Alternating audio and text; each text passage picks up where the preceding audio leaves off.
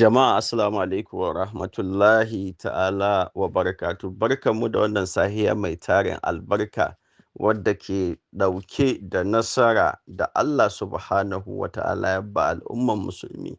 Wannan nasara tana biyowa ne bayan 'yan uwa musulmi kaɗan kaɗan ba a rasa ba addu'o'in da kuke yi zuwa ga wannan ƙasa ta jamhuriyar musuluncin duniya.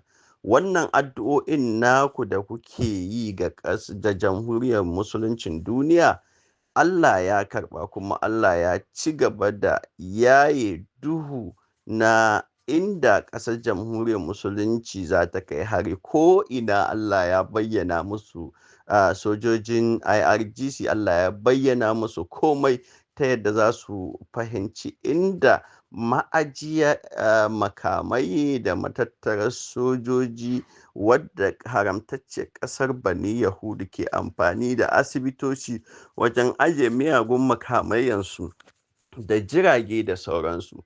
Allah ya fayyace ma ƙasar jamhuriyar musulunci, ya sanar da ita wannan ilimi. Shi yasa hankalin Benjamin Netanyahu, watan Bibi number one, ya tashi ya ce sai ya mayar da mutane.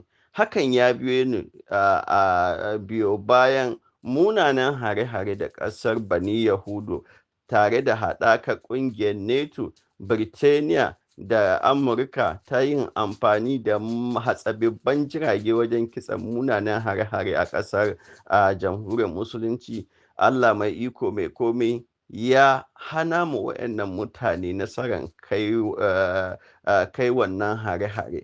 Biyo baya shine ƙasar jamhuriyar musulunci ta saka musu da wannan munanan hare-hare wanda ya kassara mafi tsaron mafi girma a headquarter ta intelligent ta sojojin ƙasar Bani Yahudu.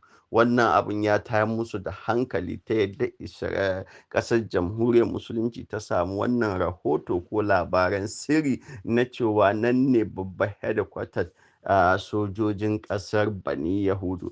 Jama'a mu ci gaba da sanya wannan ƙasa ta jamhuriyar musuluncin duniya cikin addu'a.